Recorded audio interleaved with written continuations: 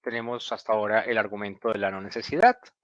No se necesitan esos términos para poder encontrar relaciones funcionales. Dos, hay confusión y es una confusión que no puede ser soluble, ¿no? Que es el argumento del pseudo problema. Por tanto, la solución, dice él, es que debe ser ignorada. Muy bien, ¿cuál sería entonces el cuarto argumento para defender que no es la conciencia el objeto de estudio de la psicología, sino la conducta en sí misma? Lo que llamamos el argumento de la reductibilidad de lo complejo.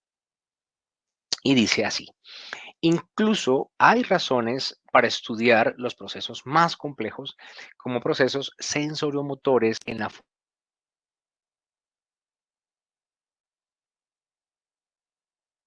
connaturales al fenómeno. Esta idea ha sido también sugerida por autores como James, Thorndike y Angel. El desarrollo de métodos más sofisticados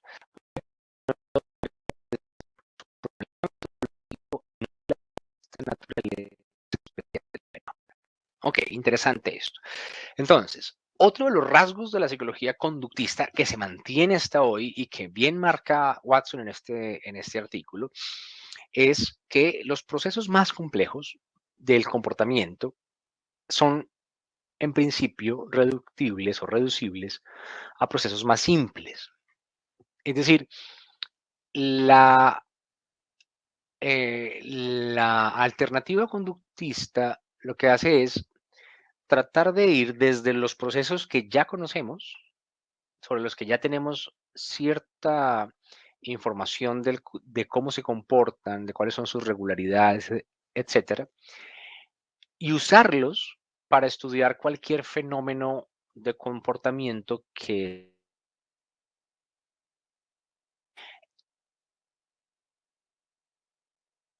vamos usando esos principios más básicos para explicar lo más complejo, hasta que ya no aguante más y ya nos veamos forzados a desarrollar nuevos principios.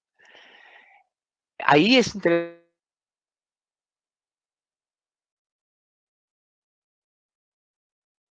el conductismo y un sesgo hacia la subinterpretación de los fenómenos complejos,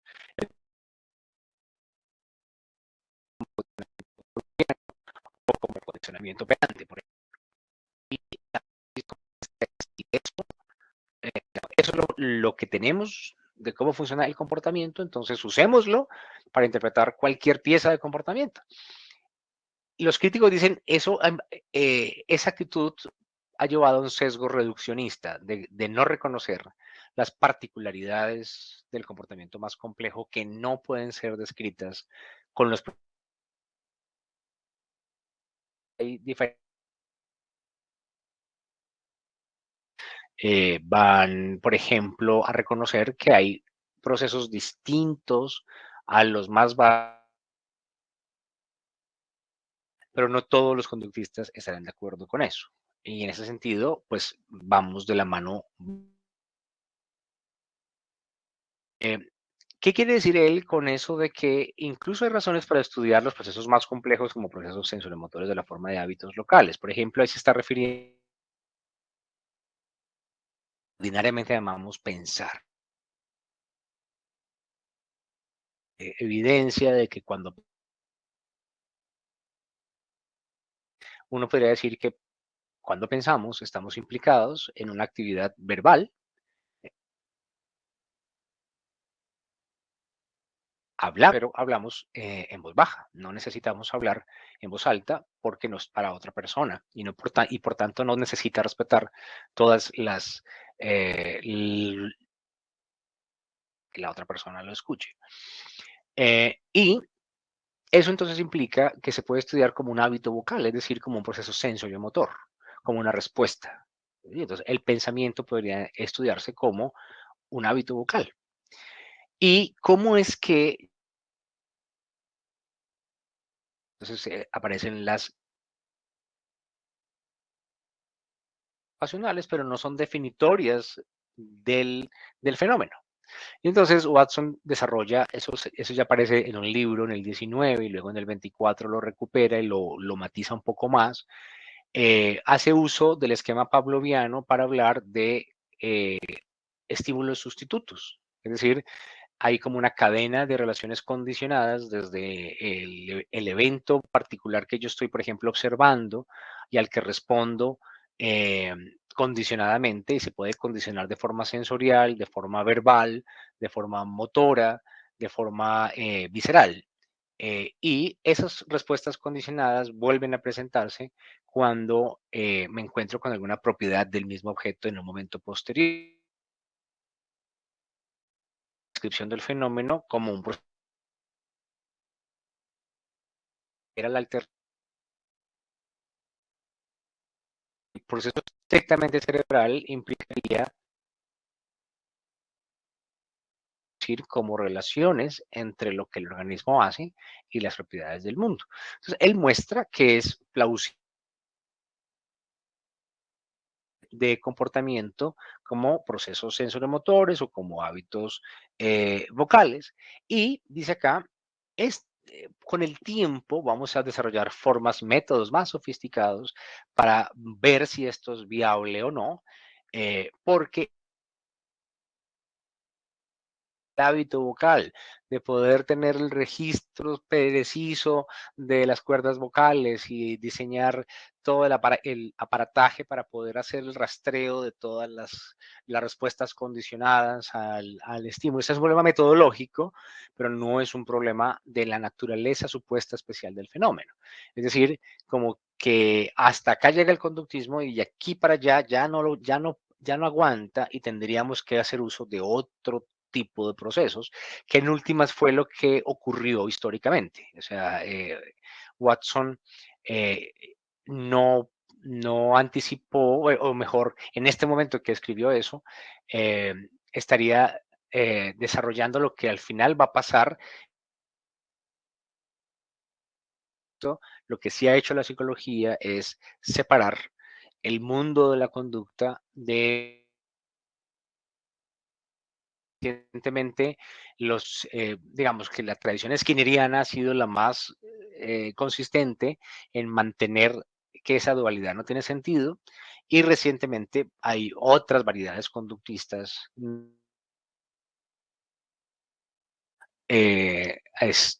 Considerar que los procesos más complejos tienen una naturaleza especial, sino que son comportamiento, pero sí posiblemente requieran otros conceptos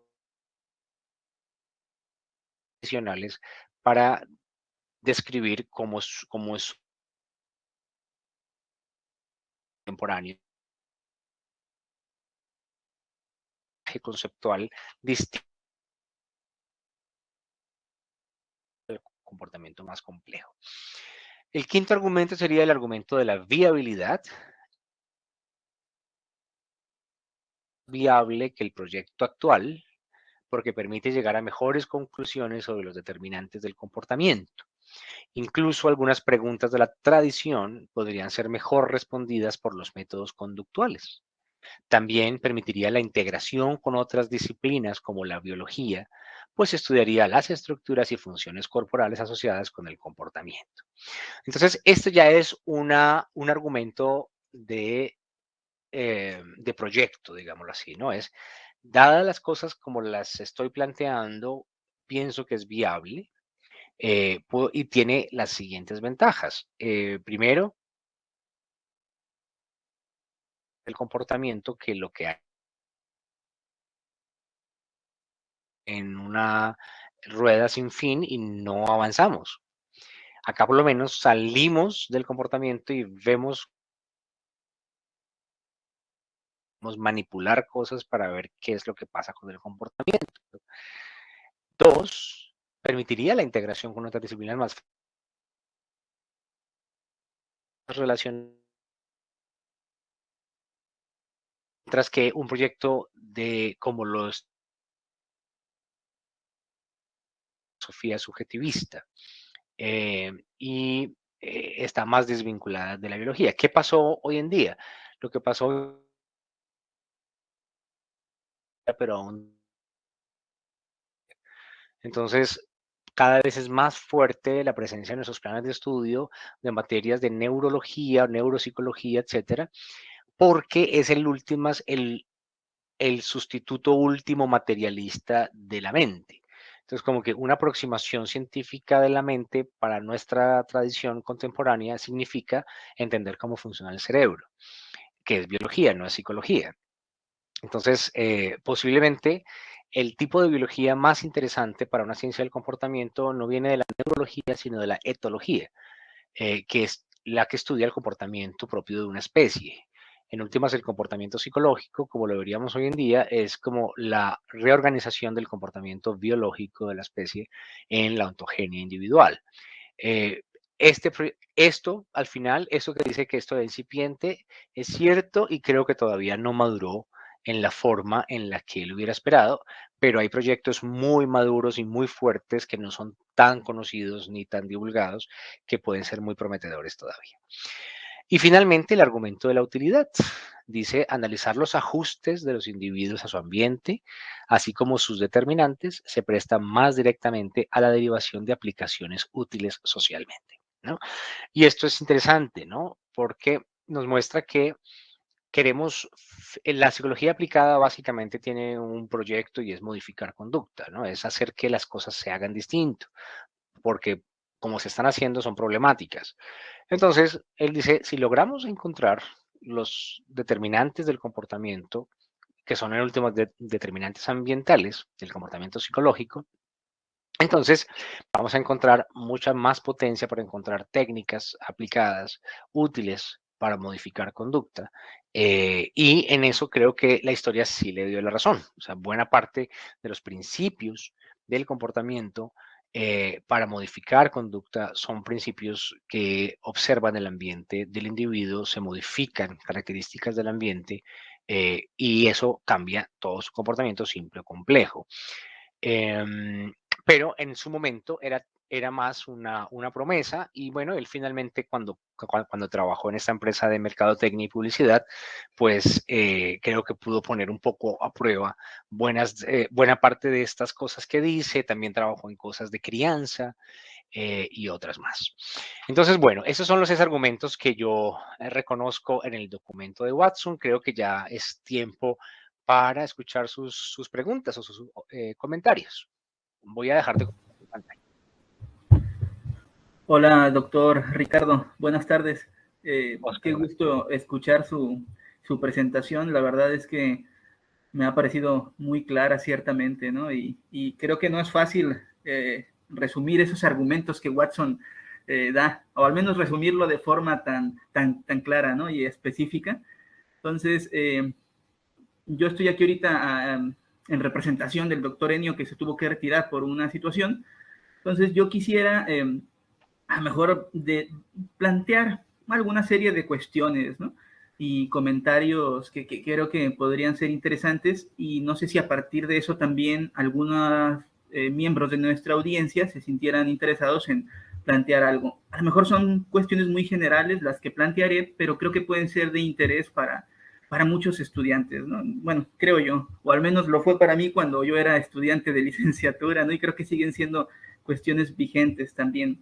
Claro, Una de ellas, que creo que ha estado en toda esta charla, a mi parecer, ha estado ahí explícita o implícitamente, es la cuestión de la unificación y la fragmentación de la psicología, que yo creo que esa sigue siendo una cuestión que está ahí, un problema abierto, vamos a decirlo en términos un tanto filosóficos.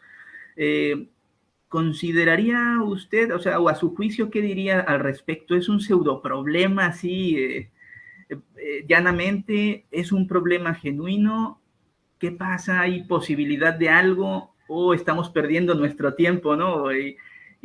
Preocupándonos a lo tonto, como podríamos decir. ¿O qué opinión tendría usted, doctor, al respecto? claro, Oscar, gracias por tu pregunta. Bueno, esa pregunta tuve que pensarla eh, hace unos 5 años cuando me invitaron a publicar un capítulo en un libro sobre integración de la psicología, integración teórica de la psicología. Yo los invito a leerlo. Es un libro que es un capítulo que está publicado en un libro de manual moderno. Y se llama el capítulo algo así como una clasificación epistemológica de la psicología, algo así. Y ¿cuál es la idea con ese capítulo? Que cuando tuve que responder la pregunta por la integración teórica o la unificación de la psicología, comencé a pensar qué era lo que podría ser unificado y me di cuenta que eran cosas lógicamente muy distintas y que no eran comparables entre sí, que eran lógicamente muy diferentes. Entonces, esto, por ejemplo, entonces, las clásicas discusiones de nuestras facultades, ¿no? Y la psicología humanista y el conductismo y la neuropsicología y la psicología del aprendizaje, las cosas tan diferentes. Entonces, me llevó a hablar de que hay como tres ejes que estructuran todo lo que sería el quehacer psicológico. Un eje tiene que ver con el alcance epistemológico, que tiene que ver con hasta dónde yo quiero saber como psicólogo. Y el alcance más básico, más puro, llamémoslo así, de lo que hacemos los psicólogos es pues el alcance psicológico puro, básico. Es decir, lo que estudiamos los psicólogos que no estudian los biólogos. ¿Sí? Eso en sí mismo es muy controvertido. Hay gente que no está de acuerdo en pensar que haya una cosa que se llama lo psicológico en sí mismo como diferente de lo psicológico, de lo biológico, y entiendo sus temores y sus razones, ¿no? Yo he encontrado útil de la mano de Cantor y de Rives y de gente como Roca también, encontrar lo propio de lo psicológico como la dinámica ontogenética, es decir, la organización biológica, la ontogenia individual. Eso es lo psicológico en sentido más abstracto. Eh, y algunos se han acercado a eso como la conducta, como el caso de Watson, o la subjetividad, o la mente, o la cognición, lo que sea, pero eso en general todos compartimos que los psicólogos estudiamos procesos que le ocurren a individuos y que se estructuran en la historia individual. Entonces, eso sería lo psicológico en principio. Pero yo puedo querer saber aspectos de eso que ya no son tan abstractos, sino cómo eso está relacionado con cosas más específicas. Por ejemplo, cómo eso ocurre a determinada edad. Entonces ya la edad marca un pie en algo más concreto o en determinada cultura, o cómo eso ocurre o cómo eso se sintetiza en un individuo y entonces ya hablamos de la personalidad y cosas por el estilo. Pero luego aparecen las interdisciplinas, que son como relaciones de la biología con otras disciplinas interesadas en eso. Entonces, la psicobiología, la psicología social, la psicofísica, todo eso son interdisciplinas que están vinculadas con eso. Eh, que ya son, yo las llama multidisciplina, me parece que está bien la distinción. Y luego viene como ciertos criterios sociales en donde resulta que hay algo que hay que resolver y donde esa dinámica está implicada. Entonces, se requiere la presencia del conocimiento psicológico, pero no solamente, también del antropólogo, del médico, del biólogo, y para resolver problemas sociales. Y ahí es donde aparece la psicología social, la jurídica, la deportiva, la política. Y al final está unos tipos de criterios que son individuales, dice Rives, que son morales, me parece que tiene todo el sentido, y es donde cómo ese conocimiento también se aplica para resolver o para modificar comportamiento que está valorado como problemático.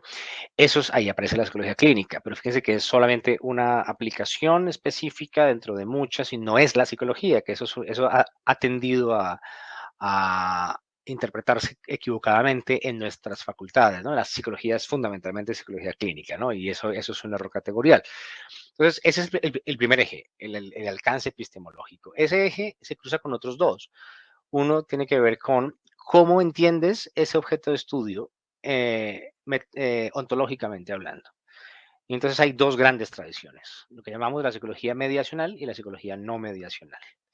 La psicología mediacional está representada en general por todas aquellas tradiciones que consideran que lo psicológico es un evento en el organismo, eh, que puede ser un proceso, un esquema, una estructura, lo que fuera, que media su interacción con el mundo. Entonces, todo el mundo de las representaciones, todo el mundo de los procesos computacionales, todo eso es un proceso mediador que supuestamente es lo psicológico y explica el comportamiento visible, lo que Watson eh, criticaba, ¿no? No es algo distinto, la conducta en sí misma es lo que estudiamos, eso es lo que decía Watson. Y el no mediacional incluye a variedades de psicología conductista, pero también a otras, por ejemplo, la psicología ecológica de Gibson, algunas variedades de cognición situada, corporizada y enactiva. Todas estas son familias de psicologías no mediacionales sobre las cuales publiqué un monográfico el año pasado que les invito a leerlo. En la introducción de ese monográfico hago una descripción más específica de las psicologías no mediacionales. Esas dos no son unificables. Sí, o sea, mientras que tú puedes ser psicólogo básico y psicólogo clínico al mismo tiempo y no pasa nada porque es un tema de interés, de intereses, no puede ser al mismo tiempo mediacional y no mediacional porque ontológicamente parte de supuestos irreconciliables. Las vertientes más matizadas de esa dualidad son las que llamamos hoy en día psicologías psicológicas y enactivas y eso. Esa sería como la forma de integración más plausible que podríamos ver. Y finalmente, hay el tercer eje, es el de lo nomotético y lo ideográfico. Entonces, en nuestras facultades hay muchos colegas que se dedican a hacer investigación cualitativa, a conocer la subjetividad y las representaciones mentales de la gente, sociales, etcétera. Eh, pero ese es un proyecto que no permitiría desarrollar la psicología básica, aunque sea útil para otros propósitos. Entonces, la psicología básica necesariamente tiene que ser nomotética porque su aspiración es abstracta, es de conocer no lo particular, sino lo común, lo universal. Entonces, si tú cruzas esos tres ejes, te das cuenta que no los puedes mezclar y decir, vamos a unificar, pero sí entonces se puede por lo menos el primer paso para la unificación es la organización lógica. Entonces decimos, ok, esto va acá, esto va acá, esto va acá, esto va acá, esto no se puede mezclar con esto. Y entonces pienso que hacerlo así sería mucho más productivo, más provechoso para el desarrollo de la disciplina. O si no, nos confundimos. ¿Sí? Entonces, cuando yo estudié en la Universidad Nacional de Colombia hace ya unos 26 años, 27 años, eh, había tres enfoques y tú escogías por cuál te querías ir para formarte. Estaba el conductismo, estaba el cognitivismo, estaba el psicoanálisis. Y la gran pregunta era cómo los integramos. No, no son integrables, ¿no? Porque son discursos lógicamente distintos, que no le apuntan al mismo problema, digámoslo así. ¿No? Entonces, bueno, eso es lo que hoy en día veo y a Watson lo ubicaríamos dentro de una variedad de psicologías no mediacionales, interesado en la conducta como en lo psicológico puro, pero con proyección en lo aplicado, que es lo que él promete, ¿no? Entonces sería un tipo de psicología no mediacional con aspiración nomotética y con un proyecto de ciencia básica, que sería la ciencia del comportamiento. Y acá hay una cosa importante que me llama mucho la atención. Se ha puesto de moda hablar de ciencias del comportamiento en plural y eso es muy común. Acá también se utiliza como ciencias del comportamiento. Sin embargo, cuando miras que hay como ciencias del comportamiento, básicamente encuentras una variedad de trabajo que han hecho los economistas cognitivistas, que son básicamente todos los que trabajan sesgos cognitivos y todo el trabajo de la economía conductual tipo Kahneman, etcétera. Mientras que la ciencia del comportamiento en singular se asocia más a la tradición conductista, a la tradición de Watson. Entonces, me he encontrado con eso. Mi doctorado es en ciencia del comportamiento en singular, pero muchas veces nos piden acá cosas de ciencias del comportamiento, pero están pensando en otro profesional muy diferente. Esa observación me parece relevante en este momento. Creo que ese es un matiz bien interesante, ciertamente. Aquí editamos nosotros una revista de psicología y ciencias del comportamiento, precisamente pensando en esa distinción, ¿no? En ese matiz, pero sí somos conscientes de que está esa ciencia del comportamiento en singular muy vinculada a esta tradición conductista y del análisis de la conducta. Me parece esa una precisión muy buena, qué bien que salió a colación. Yo todavía tengo otras preguntas, otras cuestiones que plantear ahorita a raíz de todo este rompecabezas, ¿no? Epistemológico y ontológico del que estaba hablando, ¿no?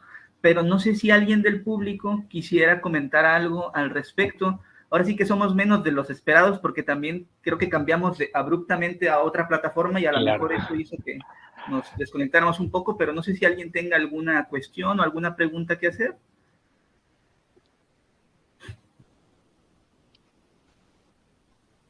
Bueno, si no, yo me animo a hacer más preguntas, la verdad, ¿eh? Porque, no sé, a mí me gusta Dale. mucho platicar de estas cosas. A mí, honestamente, me interesa mucho la cuestión de la filosofía, de la ciencia, y es el área en la que más yo me desempeño. Entonces, a lo mejor mis preguntas tienen ese matiz porque voy más hacia ese lado, ¿no? Claro. Pero ahorita quisiera preguntar algo relacionado a lo ontológico. ¿Por qué si la conciencia o la mente son cuestiones tan complejas siguen estando tan presentes en los programas académicos, en las teorías que se siguen o en los modelos que se siguen planteando? Vamos, estoy de acuerdo que sí, son sumamente elusivos, difíciles de abordar, pero ¿por qué siguen ahí o por qué seguirán? ¿Qué opinión tendrá, doctor, al respecto? Claro.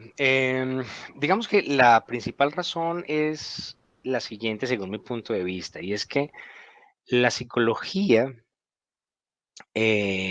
institucional, que es decir, la que se ha interesado en desarrollarse como disciplina, realmente no ha consolidado un lenguaje propio distinto al lenguaje ordinario, que es donde habitan los términos mentales. ¿M? Entonces, por ejemplo, yo tengo 3 hijos, una niña de 21 años, un niño de 12 y una niña de 4. La niña de 4 años, yo no le he enseñado, pero ya ella habla de la memoria y la mente y los sentimientos y las emociones. Eh, Porque es un lenguaje natural para todos nosotros que usamos inadvertidamente para hablar de la gente y de lo que hace la gente y las circunstancias en las que la gente lo hace. Em, y ese lenguaje mentalista, así lo vamos a llamar, es tan arraigado y es tan cotidiano para nosotros que ya no reparamos sobre su utilidad científica. Entonces, ¿qué es lo que hace la psicología institucional? Que lo incorpora en sus planes de estudio y en sus agendas de investigación como si ese lenguaje fuera el lenguaje técnico científico que tendría que orientar sus investigaciones. ¿Sí? Sería análogo a lo que así un físico tuviera que adoptar los lenguajes de la gente para hablar del movimiento de los cuerpos para orientar su agenda de investigación. Pero si no se hace de esa manera, la gente siente que no está hablando de psicología, como que la gente siente la necesidad de vincular el análisis psicológico con las palabras del lenguaje ordinario mentales. Pero eso ha llevado a la confusión de pensar que la mente es una cosa que hay que estudiar y que no sabemos todavía cómo, pero que además es tan compleja que el problema es no de que hay una confusión lógica de plantearla como el objeto de estudio, sino que el problema es que no nos da la cabeza todavía para entenderla. Y entonces se hace una entidad inasible, elusiva, esquiva para poderla estudiar, pero es ahí donde aparece Watson y dice, es un pseudo problema. Es decir, si nos seguimos preguntando por la mente, nunca vamos a encontrar la respuesta. Y en efecto, es muy interesante ver cómo, en efecto, tú miras toda la tradición mentalista en psicología y lo que ha hecho es migrar hacia una neurociencia, porque el problema de la mente en sí misma ya está dando todo de sí y los modelos, por ejemplo, computacionalistas, los modelos de descripción hipotética de los procesos mentales, cada vez más la gente se da cuenta que son redundantes, o sea, que realmente no tienen función explicativa. Pueden tener una función heurística, que eso sí se ha reconocido. Es decir, por ejemplo, en los estudios de condicionamiento pavloviano, Rescorla se da cuenta que la sorpresa del estímulo incondicional es relevante para el aprendizaje. Entonces, y la expectativa comienza a ser un concepto relevante para describir lo que hace el animal cuando está en la situación experimental. Pero la sorpresa y la expectativa no son términos técnicos, son términos del lenguaje ordinario. Entonces, pero tienen una función heurística y es que nos llaman la atención de cosas. Ah, qué interesante, claro. Entonces, ¿qué significa la sorpresa? La sorpresa quiere decir que el estímulo incondicional no era predecible. Ah, ok, entonces aquí identificamos un parámetro que es el parámetro de predictibilidad y se puede manipular. Entonces, yo puedo manipular la predictibilidad del evento. Yo puedo manipular con qué frecuencia lo voy a presentar y con qué probabilidad lo voy a presentar. Pero decir que es la sorpresa la que explica el evento es ahora generar un nuevo problema. Ya no tengo que explicar por qué es que se genera la respuesta condicionada, sino ahora en qué consiste la sorpresa. Y comienzo a crear un problema hipotético adicional, paralelo, que complica la vida, y lo que nos ha mostrado la historia justamente es que en efecto la complica, es decir, que se comienzan a generar son productores de micro teorías hipotéticas que al final desvían la atención del evento natural y comienza a llevarnos a pensar en cosas que ya no son parte del evento, como en un mundo trascendente más allá del comportamiento. Entonces, yo creo que esa es la razón, Oscar. Entonces, en síntesis es porque todavía tenemos la confusión con nuestro lenguaje, adoptamos el lenguaje ordinario, que es un lenguaje mentalista, creyendo que el lenguaje mentalista es el lenguaje técnico y que hay que estudiar y que es una cuestión de tiempo por la complejidad supuesta del fenómeno. Es decir, como que no hemos podido decir que es la mente es porque es muy compleja, pero la otra alternativa es porque es un pseudo problema, ¿sí? Entonces, ese es mi punto de vista. Claro, me parece bastante interesante, ¿no? Yo creo que siguen siendo de esas controversias que ahí todavía están calando fuertemente. Pensaba en autores como Bunge que se posicionan del lado completamente contrario, ¿no? Dirían, no, pues es que la mente es una propiedad súper específica, ¿no? De los sistemas neurales y cosas por el estilo, que también me parece una postura interesante. Y de pronto, digo, me gusta tocar estos temas más porque nos pueden estar luego escuchando a estudiantes que está ese desconcierto de tantas posturas y hacia dónde ir, ¿no? Y ahorita pensaba que también tiene relación con la otra cuestión que quería plantearle desde hace un momento, sobre cuestiones metodológicas. Creo que una buena herramienta metodológica que podría servirnos a todos los psicólogos sería la del análisis conceptual, ¿no? Y sobre todo el interés por clarificar conceptos que me parece que es un problema muy real, vamos a decirlo, y con mucha vigencia, pero que es como rara vez en los planes de estudio uno ve algo sobre análisis conceptual, ¿no? A nivel licenciatura, ¿no? Entonces, ¿por qué? Pues se da por hecho que bueno, no es tan relevante, ¿no? Y en ese sentido, ahorita que comentaba todo este tipo de cosas, creo que sí que lo es, ¿no? Precisamente porque aún tenemos toda esta tradición o este bagaje lingüístico conceptual, ¿no? Que podría estar por ahí calando todavía en nuestra práctica científica, ¿no? Como lo es el estudio del comportamiento. Y aquí viene la otra cuestión ya específicamente. Creo que el conductismo, Watson, sobre todo ahorita que lo veíamos, siempre ha estado bien vinculado a una tradición experimental, ¿no? Eh, pero ¿qué pasa actualmente? Hay más que solo experimentación, por ejemplo, en las cuestiones del estudio del comportamiento desde estas perspectivas. Por ejemplo, mencionaba hace un momento los métodos cualitativos, ¿no? ¿Qué ocurre con la integración metodológica? Ya no solo conceptual, ¿no? O teórica, sino también de los métodos y las técnicas. Por ejemplo, es bien sabido que muchos conductistas repudiaban la estadística, ¿no? ¿Qué pasa con esta integración de métodos o de técnicas, si queremos ser más específicos? ¿Se puede llegar a dar o no tienen cabida en una visión súper experimental, vamos a decirlo así, de la ciencia psicológica? ¿Qué opina usted? Qué muy buena pregunta. Mira, definitivamente los métodos van de la mano de las teorías, ¿no? Y en la medida en que la teoría exija un método, el método se usa. En nuestro caso, como la tradición conductista ha estado más bien sobredesarrollada en el comportamiento animal, entonces los métodos por excelencia sobre los que se ha erigido la tradición conductista ha sido el método experimental, con el desarrollo de una instrumentación y un aparataje muy sofisticado, con medidas muy estrictas, que permiten encontrar relaciones funcionales, regularidades, extraer leyes.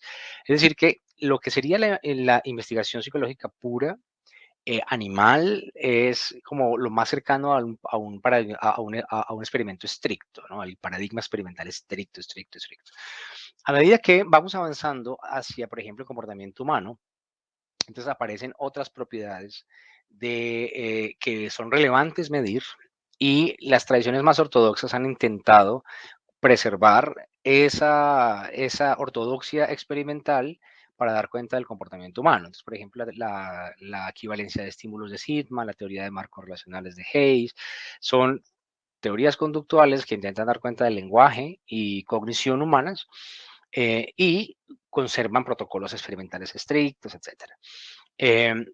Sin embargo, es parte de la discusión interna dentro de los conductistas si necesitamos otros conceptos y otros métodos para dar cuenta de otras propiedades. Entonces, por ejemplo, yo estoy formado en la tradición ribesiana, entonces nosotros consideramos que sí, que vale la pena hacer otros registros diferentes, por ejemplo, de lo que la gente dice, y lo que la gente dice puede merecer en algún momento un análisis de contenido, ya no de proceso. Pero el análisis de contenido es auxiliar o es instrumental para otra cosa. No nos quedamos en el análisis de contenido como lo que hay que reportar, porque no, eso no va a ser relevante para la regularidad que queremos lograr, sino es auxiliar para poder entender de qué se trata la propiedad del comportamiento que queremos medir y ver cómo podemos ir encontrando patrones. Entonces, por ejemplo, yo estudio comprensión. Dentro de mis intereses experimentales está la comprensión. Yo estudio comprensión de textos, comprensión de gestos, comprensión social. Bueno. Y ahí hay un punto en el que cuando estudiamos comprensión, tenemos que escuchar lo que dice la gente como una medida de la comprensión. Ese análisis de lo que dice la gente no es usual en la tradición más ortodoxa, pero no está prohibido. El punto es entender, es cómo usarlo, ¿no? Es cómo usarlo de manera que sea coherente con todo el resto de supuestos epistemológicos que tenemos y entender que es auxiliar. Ahora, hay tradiciones fenomenológicas en psicología que son perfectamente compatibles con el conductismo y que están centradas en el individuo. Por ejemplo, hace poco publiqué un artículo sobre Heidegger eh, que de alguna manera está emparentado con la fenomenología, igual Merleau-Ponty, que son autores que no son psicólogos, no están interesados en la psicología, pero que han servido más al desarrollo de una psicología ideográfica, no nomotética como lo es el conductismo, pero que son perfectamente compatibles filosóficamente con un proyecto conductista. Entonces, ellos, por ejemplo, nos dan ideas para pensar esa aproximación cualitativa coherente con un proyecto conductista. Entonces, creo que es una cuestión de el tipo de pregunta que necesitas y cómo usas el método. No está prohibido usar uno en particular, pero sí ciertas, no es que sea un tema de prohibición, solamente que no sería coherente hacer ciertos usos de esas metodologías de cierta forma. Pero el tema de la estadística es un tema aparte. El tema de la estadística tiene que ver, sí, con la forma como se entiende la experimentación. En la tradición, hay dos tradiciones experimentales en psicología, una basada en grupos y otra basada en individuos. Entonces, la que está basada en grupos es una aproximación apoyada en toda la estadística de Fisher, de los grandes tamaños muestrales para poder llegar a conclusiones confiables, etcétera, de manera que se fue instituyendo como la forma por excelencia de hacer experimentación. Si no hay tantos individuos en cada grupo, no puedes hacer un experimento, dice esa tradición. En cambio, la tradición de Skinner, que es la tradición más ortodoxa metodológicamente del conductismo, es más afín a la fisiología experimental, no a la estadística de Fisher, que fue un matemático que le aplicó a la agronomía para ver cuál era el efecto de unos fertilizantes. Entonces ahí lo que importaba era el efecto promediado de los fertilizantes sobre las plantas, pero no importaba el proceso de crecimiento de las plantas. En cambio, la fisiología experimental sí estaba interesada en el proceso. Entonces, no necesitábamos 300 plantas para ver el proceso, sino con una bien estudiada sistemáticamente en el tiempo, se podía encontrar regularidades que eran las que buscábamos. Entonces, Watson y Skinner son de esa familia. Y entonces la tradición conductista más ortodoxa conserva la lógica del diseño de caso único para encontrar orden en el individuo. Y además tiene mucho sentido por dos razones. Uno, porque si lo psicológico es un fenómeno que ocurre en un individuo, no tiene sentido usar grupos para estudiar lo psicológico. En un individuo se exhibe lo psicológico. Y dos, porque permite mayor control experimental. Es decir, tú puedes con un solo individuo tener más mediciones de comportamiento y poder encontrar las fuentes de variabilidad de la conducta, mientras que si tienes 200 no puedes hacerlo, pero lo que haces es promediarlos y luego calcular la varianza de error y la reportas, pero al final no supiste qué pasó. Es como si tuvieras que barrer y meter la basura debajo del tapete. No sabes qué pasó, pero aparentemente se ve limpio, ¿no? En cambio, con el de caso único tienes más transparencia en el dato.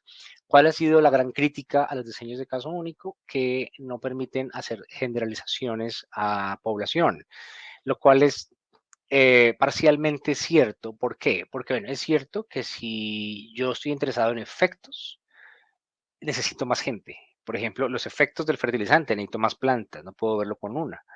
Pero como yo no estoy interesado en efectos, sino en procesos, entonces con que yo pueda replicar lo que encontré en un individuo con otros cuantos individuos puede ser suficiente, porque lo que me interesa es documentar la estabilidad de un proceso, no la generalidad de un efecto. Entonces, eso sí sigue siendo materia de debate, incluso dentro de la misma tradición conductual. Sí, eso sería, Oscar. Qué buena respuesta. Me parece una síntesis bastante genial de todo ese problema que sigue ahí acusadamente, ¿no? Digo, al mismo enfoque estadístico que busca la generalización, como comentaba, se le han hecho muchas críticas, ¿no? Y en gran parte también por el abuso que se ha hecho también de esos métodos, ¿no? O sea, ya no solo en la psicología o las ciencias sociales, sino en general, ¿no? Como la mala interpretación de los valores P, cosas por el estilo, ¿no? Que creo que eso también ha venido a calar a la psicología cuando se ha adoptado acríticamente. Absolutamente.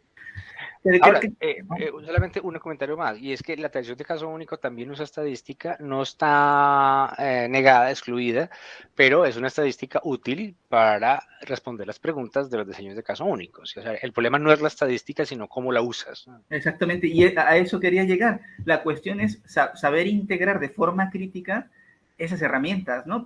A las metodologías que tenemos, ¿no? O sea, creo que de alguna forma no es que haya una pelea, ¿no? Más bien es el uso crítico y, vamos a decirlo, concienzudo de esos métodos, ¿no? Y de esas técnicas. Y, ay, jole, la verdad yo quisiera seguir hablando de más cosas, pero voy a volver a preguntar si alguien tiene alguna duda, alguna pregunta, algo que haya surgido ahorita en el transcurso de este segmento.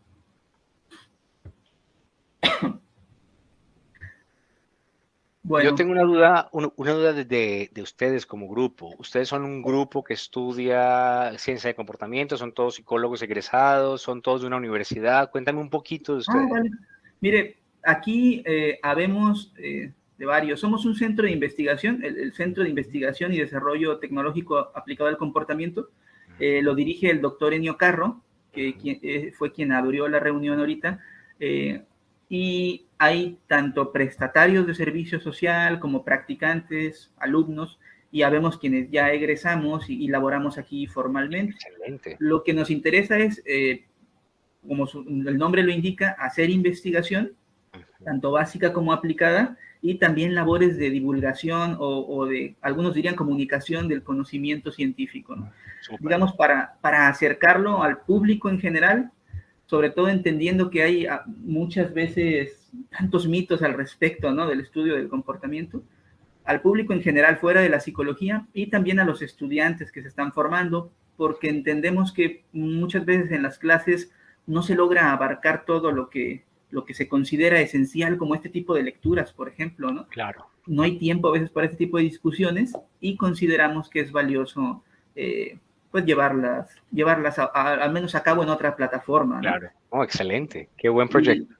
editamos la revista que le comentábamos también, la revista de Psicología y Ciencias del Comportamiento, que usted, si yo mal no recuerdo, nos ha ayudado a examinar algún Sí. artículo.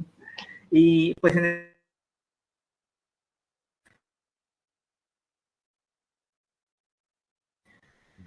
creencias sobre salud y enfermedad, cosas por el estilo. A mí en particular, lo que más trabajo son en cuestiones de filosofía, le decía, de la ciencia y los estudios sobre ciencia, tecnología y sociedad, ese entramado que se da entre las disciplinas científicas Excelente. y cómo se impactan mutuamente, ¿no? De alguna Claro. manera. Son las cosas que nos interesan. Por eso, de alguna manera, el tenerlo oportuno. Yo soy psicólogo, todos los que estamos aquí somos psicólogos. Entonces, cada quien se ha ido por su psicólogos de muy distintas perspectivas teóricas y metateóricas, vamos a decirlo así, porque uno aprende muchas cosas nuevas. No, claro, sí, de acuerdo, definitivamente. Hay una... ¿Ustedes están en la Universidad de Tamaulipas? La Universidad Autónoma de Tamaulipas, precisamente, acá en México, aquí estamos. Sí. Y pues bueno, yo le digo, sí tengo muchas cosas para platicar, sobre todo porque, mire, honestamente, el conductismo se me hace una cosa muy interesante. Siempre he dicho que el análisis de la conducta es como la columna vertebral de la psicología, aunque tengo que admitir que no siempre estoy de acuerdo con todos los planteamientos, ¿no? A lo mejor me pueden tachar un poco más de cognitivista, si se pudiera decir de alguna forma, pero es que es inevitable reconocer las aportaciones teóricas y metodológicas que se ha dado desde el análisis y la modificación de la conducta. O sea, más allá de uno lo que quiera hacer, o sea, psicología cognitiva, psicología social, lo que sea, tenemos que admitir que caemos en la cuestión de la observación de la conducta, ¿no? Ahí hay un punto que es inevitable. Ya luego, creo que sí hay matices mucho más profundos, ontológicos y epistemológicos, en donde puede uno chocar, pero al menos creo que ¿no? Es cierto, porque tenemos que echar mano de eso, ¿no? Entonces, yo siempre le digo eso a mis alumnos cuando tengo oportunidad, ¿no? O sea, es que no hay forma de evadir eso, tenemos que saber análisis de la conducta, o sea, es inevitable. Pues sí, aquí, por ejemplo, en el CIDETAC seguimos más una tradición cercana a la psicometría y a la estadística fischeriana, por ejemplo. Entonces, ahí hay un punto interesante también que discutir, ¿no? Las mediciones como se dan, por ejemplo, en las perspectivas del análisis de la conducta, son muy distintas, al menos lo que yo he llegado a profundizar o a leer más bien, son muy distintas a lo que se da en psicometría, ¿no? Y eso es una cosa bastante interesante, ¿no? Sí, son proyectos muy diferentes, claro que sí. Pero creo que precisamente en ese diálogo yo soy un firme partidario de que la unificación es posible, pero tal vez no de la forma como se ha venido haciendo, sino más cercano a lo que tal vez tomarlas y tratar de integrar un nuevo rompecabezas original con su lenguaje propio, por ejemplo, no pidiendo o intentando, ¿no?, forzar esta conexión conceptual, ¿no?, sino a lo mejor generando algo nuevo un poquito desde cero, por decirlo de alguna forma, pero creo que cada perspectiva ha dado cosas importantes. Lo que pasa es que a lo mejor nos ha faltado como que la imagen general, ¿no?, pero aceptando que quizá tenemos que generar algo nuevo, ¿no? Sí. Aunque eso a veces se suena un poco utópico, porque, por ejemplo, el trabajo de Emilio Rives, él comenzó diciendo, voy a comenzar algo nuevo, de cero, porque todo lo demás está muy confundido, entonces voy a comenzar de cero. Pero claro, ese proyecto es muy difícil de diseminar y digamos, de lograr que la comunidad se vincule con el uso del lenguaje, de los neologismos y de la nueva lógica, porque finalmente ese proyecto parte de un punto de vista que ya es controvertido. Entonces, digamos que la dificultad de la unificación justamente es esa, ¿no? Que es que si tú me propones algo, entonces ya yo digo, tengo reparos a tu propuesta, entonces ya no podemos comenzar, ¿no? Yo estoy acá trabajando en una idea que ya es una idea que espero sacar adelante a mediano plazo, y es crear aquí en Colombia no hablamos de licenciatura, sino de pregrados. Crear el pregrado en psicología básica, que sería algo así como, no sé, una ciencia del comportamiento, pero ya eso tiene un sesgo, entonces mejor psicología básica.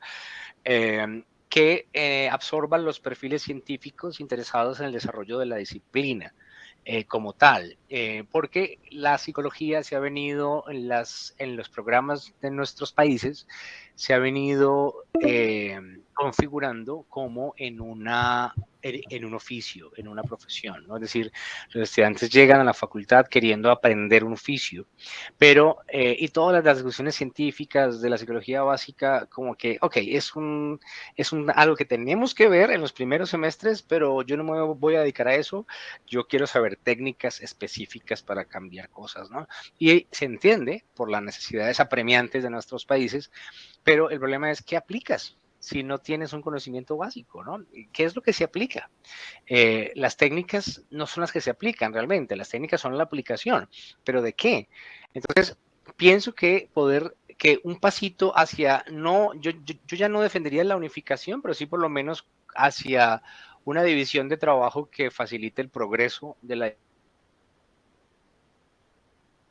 disciplina o que lo promueva, pasaría por hacer esas divisiones. Yo, por ejemplo, tendría el pregrado en psicología básica, posiblemente lo haría en la Facultad de Ciencias Naturales, que me parece que es el lugar más cercano para digamos, la interlocución más fluida. Y eventualmente podríamos crear pregrados para aplicaciones específicas, ¿no? Por ejemplo, el de psicología clínica tendría que estar en la Facultad de Ciencias de la Salud y de Clínica junto con los médicos y otros profesionales de la salud. El de psicología educativa, su ambiente natural de discusiones con la pedagogía y con los normalistas, etcétera. La psicología organizacional está con los administradores, con los contadores, con otros, digamos que el lenguaje, los problemas, los criterios, las categorías son distintos. Y el psicólogo básico, porque yo tengo estudiantes que tienen perfil básico y no encuentran lugar. Dicen, yo quiero, ¿qué hago yo para desarrollar mis intereses científicos? Bueno, acá tenemos en el laboratorio de seguridad experimental una práctica de investigación y ahí pueden hacerlo, ¿no? Que aquí vas a practicar como si fueras un científico del comportamiento y ya luego haces una maestría o un doctorado en eso, pero a nivel de pregrado necesitan un nicho distinto. Yo creo que por lo menos en principio, Oscar, digamos, la clarificación de esto hasta acá, hasta acá, es un primer paso y segundo, la reorganización institucional puede ser un segundo paso para ir marcando las diferencias epistemológicas y lógicas de los distintos proyectos de psicología. Estoy más que de acuerdo, doctor. La verdad es que creo que esos cambios, ahorita que hablaba yo de ciencia, tecnología y sociedad, pues esos cambios requieren precisamente de modificaciones a nivel institucional y para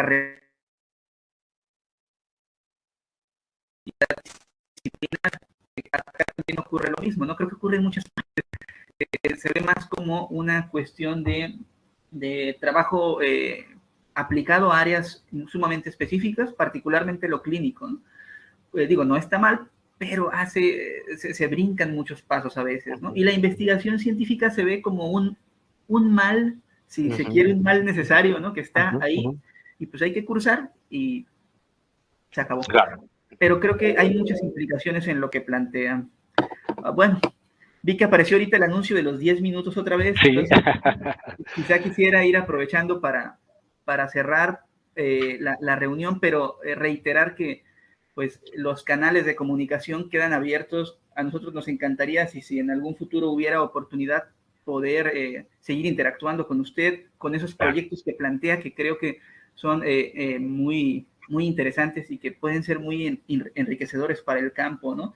Y que más allá de las perspectivas filosóficas de las cuales uno pueda partir, en realidad creo que hay mucho más en común, ¿no? El interés por una psicología científica, para empezar, ¿no? Por ahí. Entonces creo que con eso iría cerrando, ¿no? Finalmente lo que se busca es eso, ¿no? Una psicología fundamentalmente científica. Yo sé, alguien me diría, pero eso es un pleonasmo, ¿no? O algo así. Pero no siempre se practica científicamente, ¿no? Por decirlo de alguna forma, ¿no? Entonces, pues bueno, es lo que diría y le agradecería mucho el tiempo que nos dedicó y la charla tan amena que tuvo bien a realizar el día de hoy. No, a ustedes, qué gusto enorme haberlos conocido. Claro que sí quedan abiertos los canales de comunicación. Acá estoy en la Universidad de Antioquia, en Medellín, Colombia. Estuve en México durante 10 años casi y lo quiero como mi segunda patria. Tengo un hijo mexicano. Mi esposa todavía no puede cocinar si no es con chile y está todo el tiempo buscando tortillas y cosas que le recuerden a México. Así que tenemos a México muy profundo en nuestro corazón. Fabuloso lo que hacen el CIDETAC. Y claro, aquí estoy para lo que pueda servirles y mil gracias por su invitación. Disculpen de nuevo la demora por estos problemas técnicos del inicio. Muchas gracias, doctor. Bueno, que estén muy bien. Un feliz resto de día. Bueno, hasta luego.